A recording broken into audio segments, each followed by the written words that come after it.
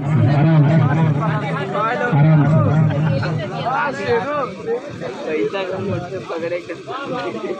آرام ماشاء اللہ.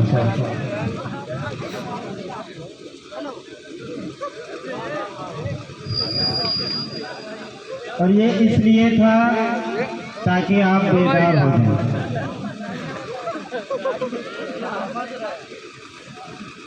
نحمدہ و نصلی علی رسولہ الکریم، اما بعد، فاعوذ باللہ من الشیطان الرجیم، بسم اللہ الرحمن الرحیم.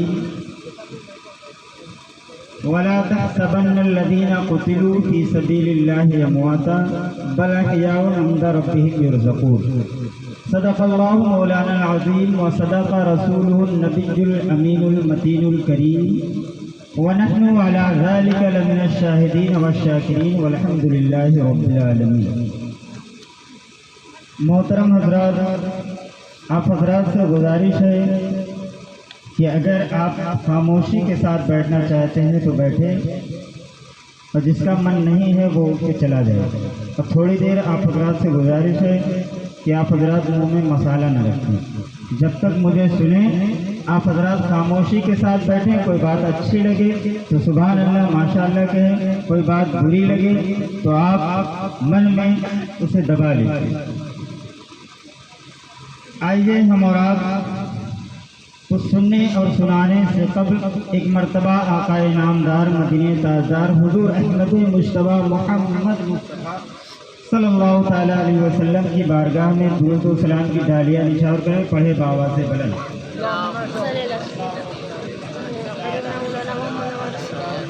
صلی اللہ علیہ وسلم. صلاۃ و سلام علیک یا رسول اللہ صلی اللہ تعالیٰ علیہ وسلم. جو لوگ مجھ سے ملنے نہیں آئے، اللہ تبارک و تعالیٰ کی بارگاہ میں دعا ہے کہ ان کے دلوں میں ماں کی محبت ڈال دیں.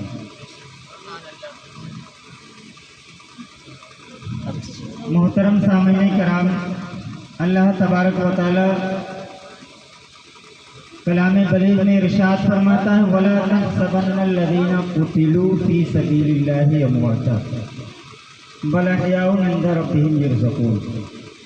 یعنی جو اللہ کی راہ میں قتل کیے جائیں، مار دیے جائیں، شہید کیے جائیں، انہیں مردہ گمان بھی نہ کرو. اس سے پہلے جو آیت آئی دوسرے پارے میں، اس میں فرمایا گیا کہ جو اللہ کی راہ میں قتل کیے جائیں انہیں مردہ نہ کہو.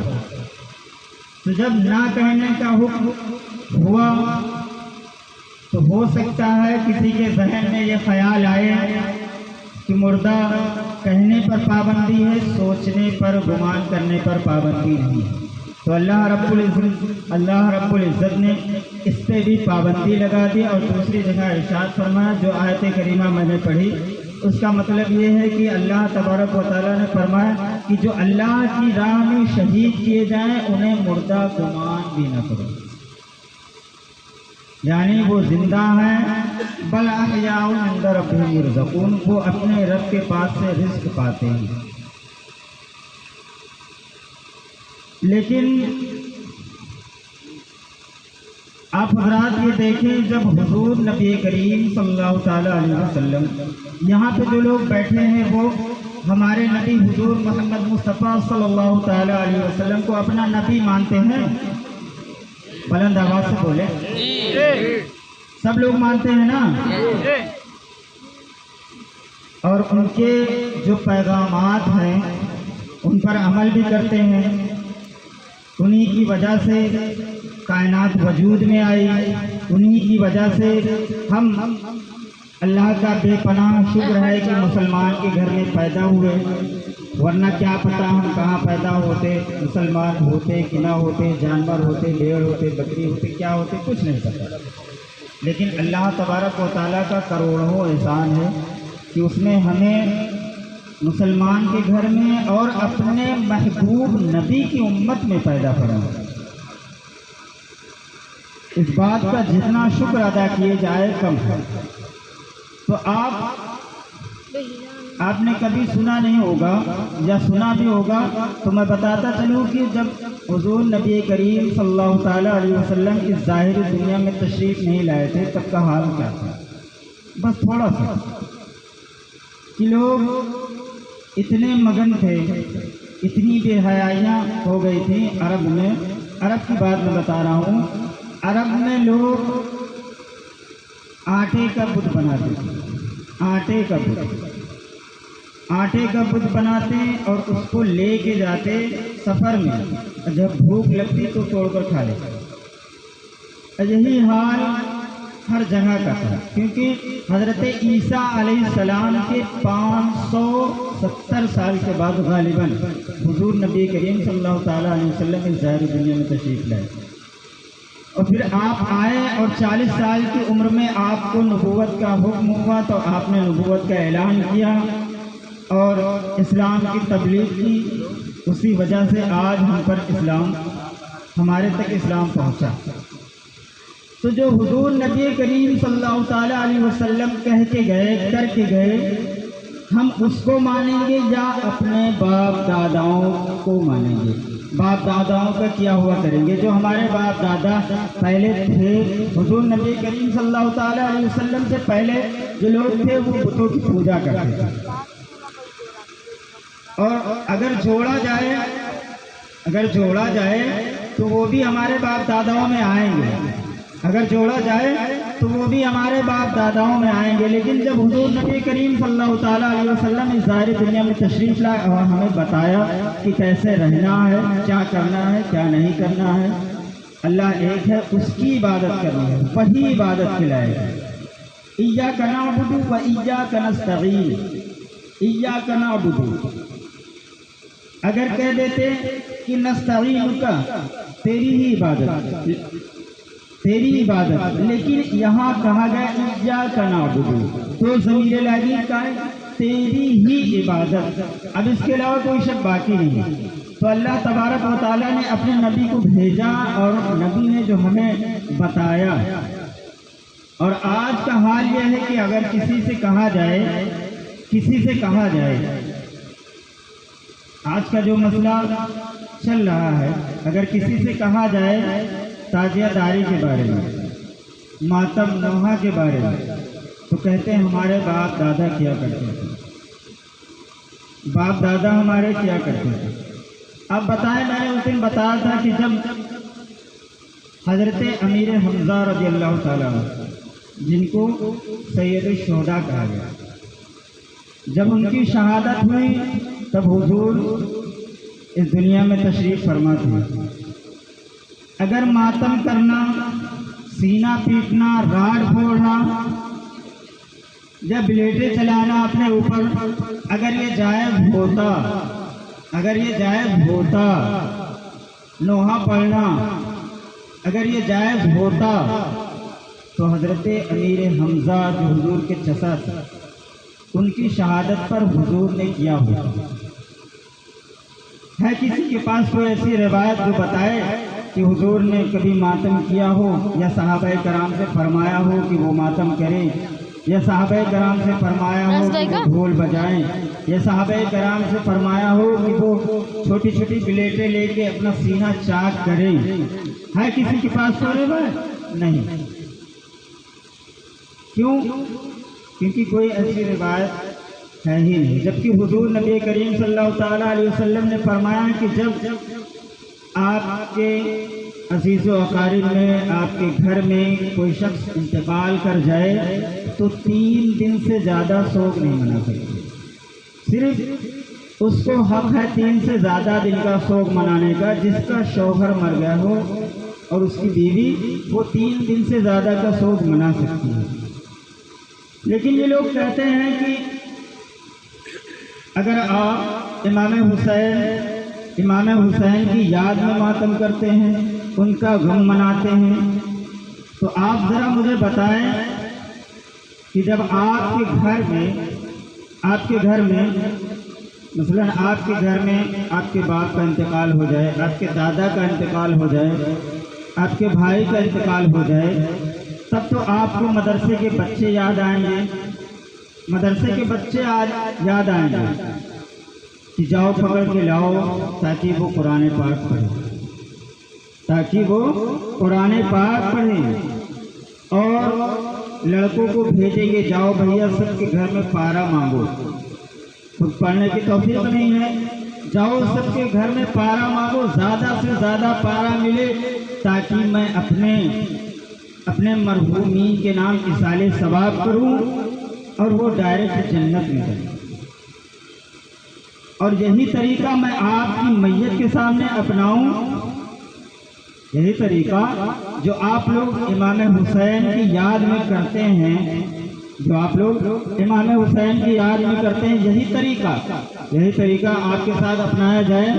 आपके घर में मैयत पड़ी हो, ढोल लेके पहुंच जाए आदमी, 4 आदमी ढोल लेके पहुंच जाए, 10 आदमी घाट लेके पहुंच जाएं, 10 आदमी लाठी लेके पहुंच जाएं, आप उनके सामने हाथ जोड़ोगे कि भैया यहाँ ऐसा न करो, यहाँ ऐसा न करो। आपने देखा होगा कि शादी ब्याह अगर पड़ोस में रहता किसी की मैयत हो जाती है तो वहाँ इतना खामोशी का माहौल होता है, इतना खामोशी का माहौल होता है। और यहाँ देखिए कि इमाम हुसैन और उनकी याद में हम करतब करते हैं, दिखावा करते हैं। दिखावा क्या करते हैं कि लोगों को तैयार किया जाता है, हफ्ता 10 दिन पहले से लोगों को तैयार किया जाता है कि तुम राड फोड़ोगे, तुम लाठी लड़ोगे, तुम ढोल बजाओगे, ऐसे करके तुम सीना पीटोगे, तुम सीने पे बिलेटे चलाओगे, तुम्हारे सीने पे पत्थर तोड़े जाएंगे। आप दसरा बताएं, क्या ये हुसैनियत है? क्या ये हुसैनियत है? आपको मालूम है सन 61 हिजरी में, 61 हिजरी, आज 1445 हिजरी चल रही है, 1445 हिजरी चल रही है। सन 61 हिजरी में ये वाक़यात करबला पेश आया था, सन 61 हिजरी में। और ये ताज़ियादारी का मामला जो एक बादशाह तैमूर लगभग सब लोग नाम जानते होंगे, एक बादशाह जो गुजरा है तैमूर ये अहले बैत से बहुत मोहब्बत करता था। और ये बादशाह कब का है? सन 801 हिजरी का, 801 हिजरी, यानी सन 61 हिजरी में वाक़यात करबला पेश आई। तब से लेके सन 801 तक किसी ने ताज़िया नहीं रखा, किसी ने मातम नहीं किया, शिया के अलावा। शिया तो जिस दिन से कूफा वाले जो हैं, जिस दिन से उन्होंने धोखा दिया उस दिन से वो मातम कर रहे हैं। लेकिन जो हमारे सुन्नियों में जो ये बिदअत राय हुई है, ये 801 हिजरी तैमूर लंग बादशाह जो अहले बैत से बहुत मोहब्बत करता था, तो ये हर साल 10 मुहर्रम को, अगर आप बहुत बड़े मोहब्बती बनते हैं, हुसैनी बनते हैं, तो आप भी उसके नक्शे कदम पर चलते हुए हर साल करबला जाएं। करबला बगदाद में है, करबला जाएं और इमाम हुसैन की बारगाह में हाजिरी पेश करें। हर साल इमाम हुसैन की बारगाह में जाएं और हाजिरी पेश करें। तो वो हर साल ऐसा करता था, वो बादशाह हर साल ऐसा करता था। एक मर्तबा उसकी तबीयत खराब है तो उसको ख्वाब में आया, तब उसने ख्वाब की ताबीर की वजह से उसने इमाम हुसैन का हूबहू नक्शा, इमाम हुसैन के रौज़े का हूबहू नक्शा बनवाया और हर साल वो 9-10 मुहर्रम को उसकी ज़ियारत करता और फिर उसे घर पे रखता। आप देखें, आप लोग ताज़िया लाते हैं, बनाते हैं, बनवा कर लाते हैं, इतनी महंगी ताज़िया बना के लाते हैं। ताज़ियादारी से उलमा को कोई शिकायत नहीं, लेकिन जो ताज़ियादारी आप करते हैं, जो ताज़ियादारी इस दौर में राइज है, उससे शिकायत है। आप ताज़िया रखना चाहते हैं, इमाम हुसैन के रौज़े का हूबहू नक्शा बनवाएं, लकड़ी का बनवाएं, लोहे का बनवाएं और उसे एक जगह रखें, उसकी ज़ियारत करें, उसकी इबादत ना करें, उसकी ज़ियारत करें, उसका तवाफ़ ना करें।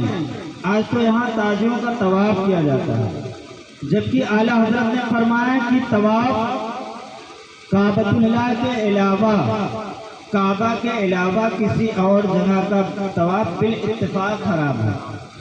اگر آپ اتفاق سے گھوم گئے تو حرام ہے، اگر آپ اتفاق سے گھوم گئے تو حرام ہے۔ مزار سے 4 ہاتھ دور کھڑے ہو کر فاتحہ پڑھیں۔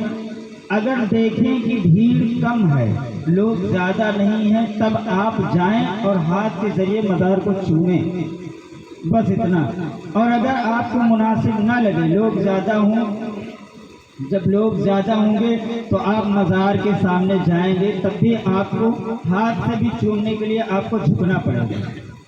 جبکہ سجدہ یہ رب کے علاوہ کسی اور کو جائز نہیں، یہ رب کے علاوہ کسی اور کو جائز نہیں، یہ ہر کوئی جانتا ہے۔ لیکن ہم مزارات پہ جاتے ہیں تو وہاں اپنی پیشانی رکھ دیتے ہیں، مزارات پہ جاتے ہیں تو وہاں اپنی پیشانی رکھ دیتے ہیں، تو اس سے آپ حضرات گریز کریں۔ سجدہ اگر آپ غیر اللہ کو سجدہ کریں گے تو یہ شرک مانا جائے گا، اور شرک معاف نہیں کیا جائے گا۔ اللہ تبارک و تعالیٰ کے علاوہ کسی اور کو عبادت کے لائق سمجھنا، کیونکہ آپ جانتے نہیں، آپ جانتے نہیں، آپ لوگ پڑھے لکھے نہیں، جو حضرات پڑھے لکھے نہیں وہ نہیں جانتے، وہ جاتے ہیں دوسروں کو دیکھتے ہیں کہ دوسرے پڑے ہیں سجدے میں تو وہ بھی گر جاتے ہیں۔ تو آپ حضرات جو لوگ یہاں بیٹھے ہیں ان سے گزارش کروں گا کہ جب آپ حضرات کہیں بھی مزار پہ حاضری دینے جائیں تو وہاں ان چیزوں سے بچیں، اور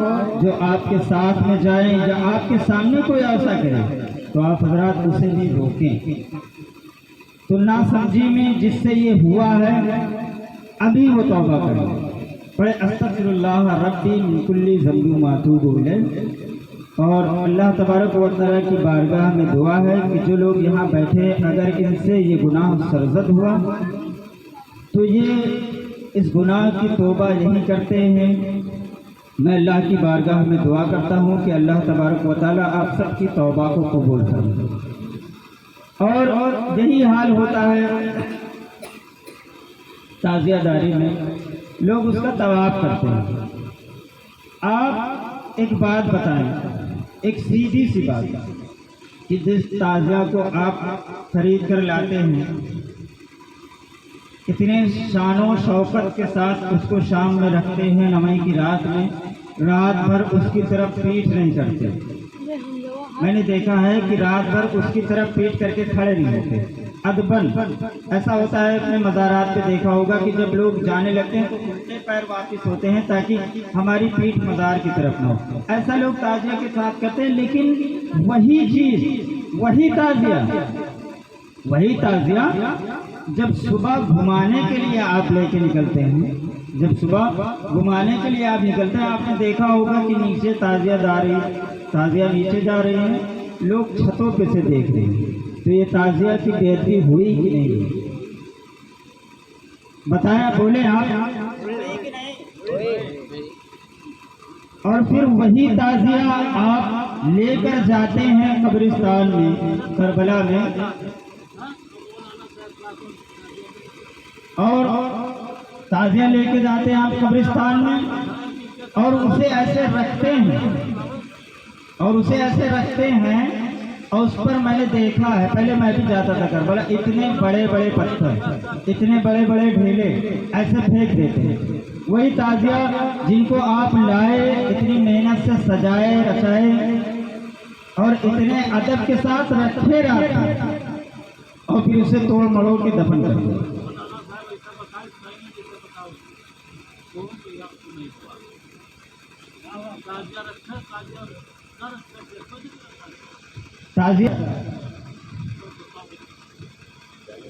تعزیہ رکھنے کے لیے کسی نے آج تک تعزیہ رکھنے کے لیے منع نہیں کیا۔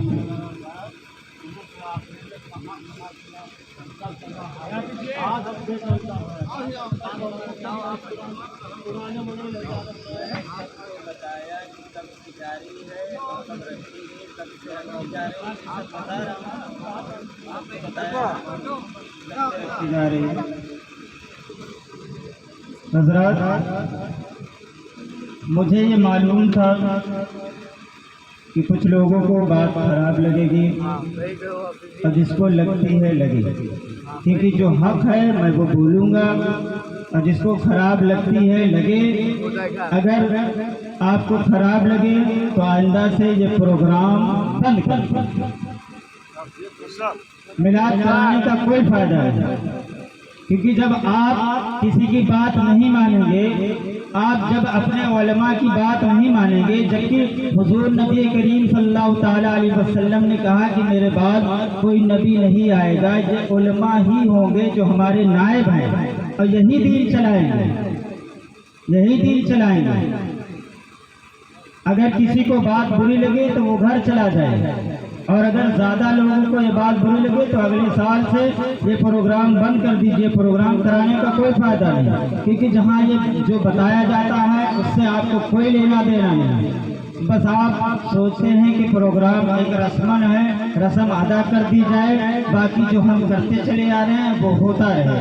ہماری ذمہ داری ہے، ہم نے مدرسے میں تعلیم حاصل کی ہے، اگر ہم آپ کو نہیں روکیں گے تو ہم سے سوال کیا جائے گا، بروز حشر ہم سے سوال کیا جائے گا، تو ہم اس کا جواب کیا دیں گے کہ جب تمہارے پاس علم تھا، تم جانتے تھے، تو تم نے کیوں نہیں بتایا؟ اور جس کو بات بری لگے وہ خاموش بیٹھا رہے، نہ آئے۔ لیکن یہاں ادب کی محفل ہے، یہ امام حسین کی یاد میں محفل رکھی گئی ہے، محفل کا ماحول نہ خراب کریں۔ میں نے بتایا آپ کو کہ سن 801 ہجری، آج 1445 چل رہا ہے، 801 ہجری میں تیمور لنگ بادشاہ اس نے تاجیہ داری کا ایجاد کیا، مطلب اس نے وہ بہت نقشہ بنوا کے رکھا ہے۔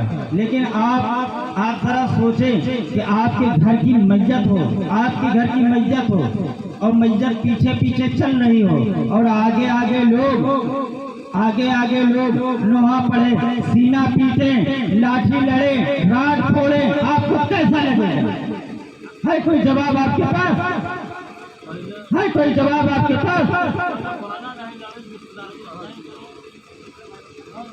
آپ کے پاس کوئی جواب نہیں ہوگا، آپ لاجواب ہو جائیں گے، آپ کے پاس کوئی جواب نہیں ہوگا، کیونکہ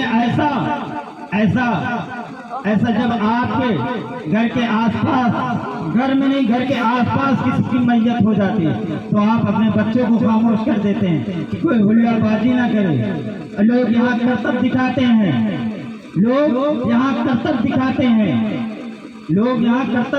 ہیں، اور جبکہ ایک حدیث پاک ہے کہ ماتم کرنا اور اس کا دیکھنا، یہ دونوں حضور نبی کریم صلی اللہ تعالیٰ علیہ وسلم نے فرمایا کہ جو ماتم کرے، لوہا پڑھے، اور جو اس کو دیکھے، جو اس کا اہتمام کرے، وہ ہم میں سے نہیں۔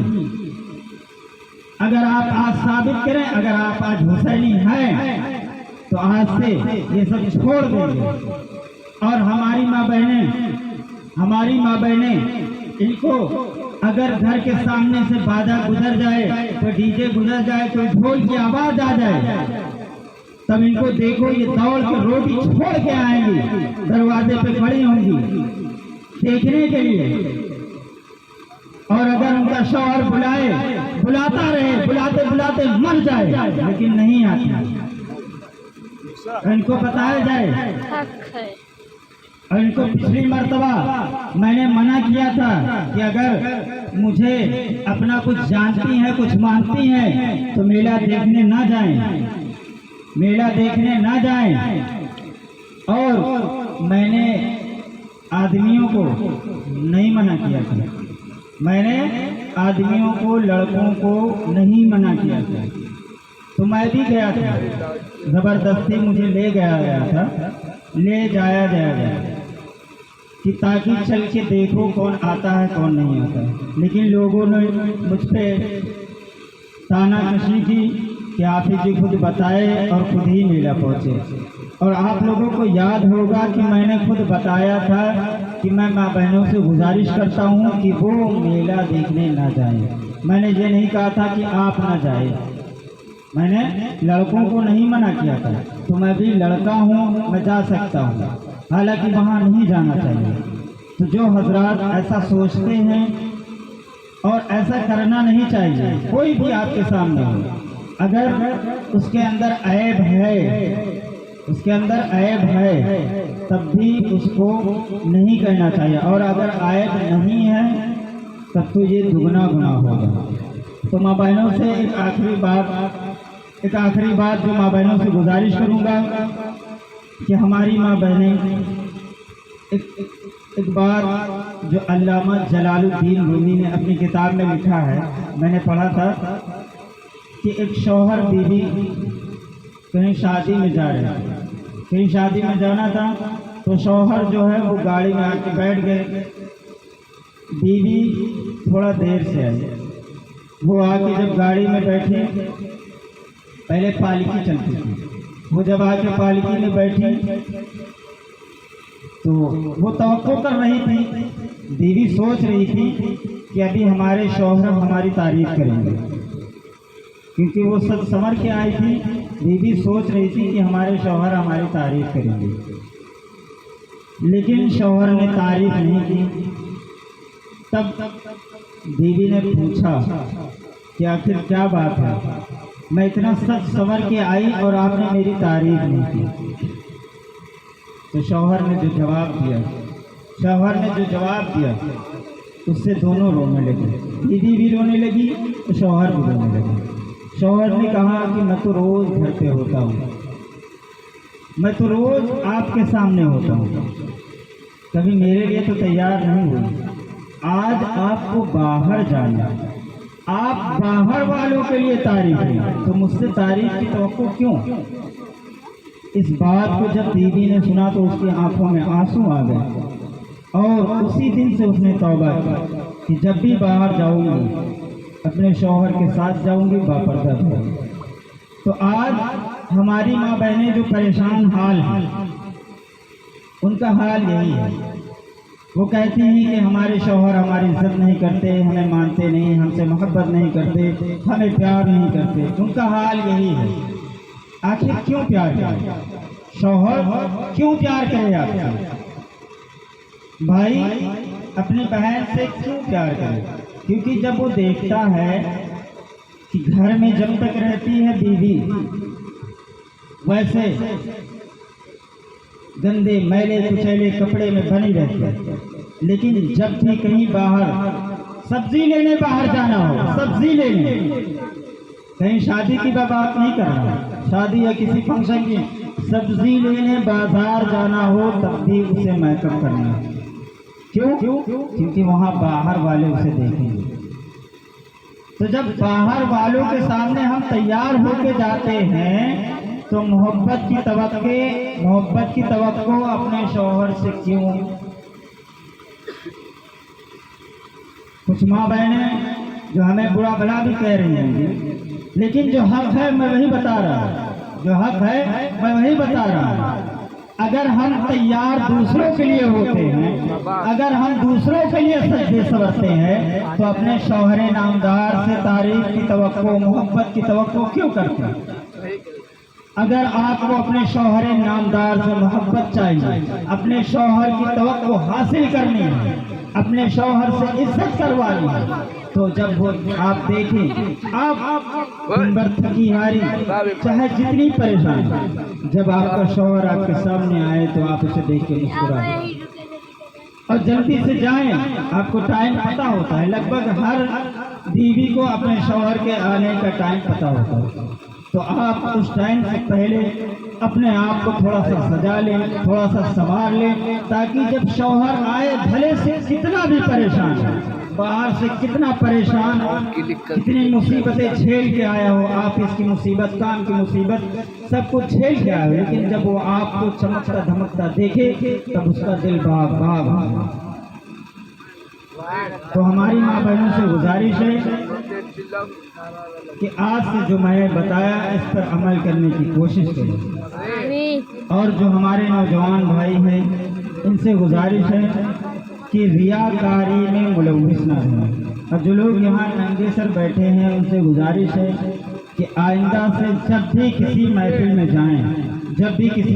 میں جائیں تو اپنے آپ کو اس لائق بنائیں کہ آپ محفل میں باادب بیٹھ سکیں۔ یہ ادب کے خلاف ہے کہ آپ حضرات حسین امام حسین رضی اللہ تعالیٰ عنہ کی محفل میں بیٹھے ہیں، آپ کے سر پہ ٹوپی یا رومال نہ ہو۔ تو جو حضرات نہیں لے کے آئے ہیں یا نہیں لا سکے تو آئندہ سے یہ کوشش کریں کہ جب بھی کسی محفل میں کسی اچھی محفل میں جائیں تو آپ حضرات ٹوپی لگا کر جائیں۔ اور ایک آخری بات اور، یہ جو ہم لوگ تیجا کرتے ہیں، چہلم کرتے ہیں امام حسین سے، تیجا کرتے ہیں، چہلم کرتے ہیں، میں نے دیکھا کچھ گھروں میں جھاڑو نہیں لگتی، جیسے ہمارے گھر میں کوئی میت ہو جاتی ہے تو جب تک تیجا نہیں ہو جاتا تب تک ہم جھاڑو نہیں لگاتے، چولہا نہیں جلاتے۔ اسی طرح 10 محرم سے 12 محرم تک جب تک تیجا نہیں ہو جاتا، کچھ لوگ ایسے ہیں جن کے گھر میں جاہلیت ہے، وہ لوگ جھاڑو نہیں لگاتے، چولہا نہیں جلاتے، نیا کپڑا نہیں پہنتے۔ آخر کیوں؟ جب قرآن کہہ رہا ہے کہ شہید مردہ نہیں زندہ ہیں، شہید کو مردہ نہ کہا جا سکتا ہے نہ سوچا جا سکتا ہے، تو آپ بتائیں کہ تیجا 40واں کس کا ہوتا ہے؟ تیجا 40واں کس کا ہوتا ہے؟ اور آپ اپنے باپ دادا کا تیجا 40واں ایک مرتبہ کرتے ہیں، اور اس کے بعد جب سال پورا ہوتا ہے تو سالانہ کا فاتحہ، وہ بھی قرآن خوانی کے ساتھ قرآن خوانی کرواتے ہیں۔ کسی کے پاس استطاعت ہوتی ہے تو وہ پروگرام کراتا ہے، مجلسیں سجاتا ہے، لنگر تقسیم کرتا ہے، نہ کہ امام حسین کی شہادت کی تاریخ والے دن کی طرح، شہادت والے تاریخ کے دن کی طرح ڈھول تاشا ماتم سینہ پیٹنا نوحہ کرنا یہ سب نہیں کرتے۔ اپنی باری آتی ہے تو قرآن پڑھا جائے، بیان ہو، نعتیں پڑھی جائیں، اور جب امام حسین کی باری آتی ہے تو محبت میں امام حسین کے غم میں سینہ پیٹا جاتا ہے، جبکہ قرآن میں آیا کہ اپنے اوپر ظلم نہ کریں۔ آپ قرآن کی خلاف ورزی کرتے ہیں، حدیث کی خلاف ورزی کرتے ہیں، اور پھر کہتے ہیں کہ ہم حسینی ہیں۔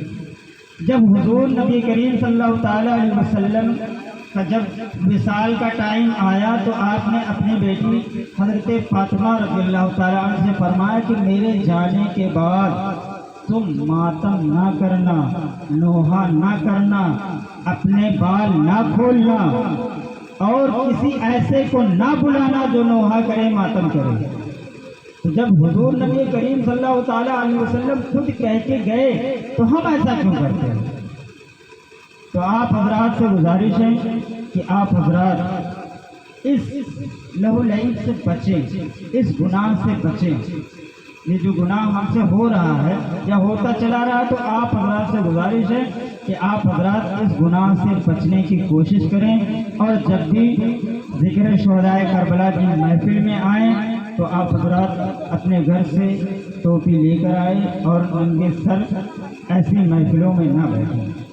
اللہ تبارک و تعالیٰ کی بارگاہ میں دعا ہے کہ بولنے یا سننے میں جو بھی غلطیاں ہوئیں اسے معاف فرما کر اس محفل کو اپنی بارگاہ میں قبول فرمائے۔ استغفر اللہ ربی من کل ذنب و اتوب الیہ۔ کھڑے ہو کر صلاۃ و سلام کریں۔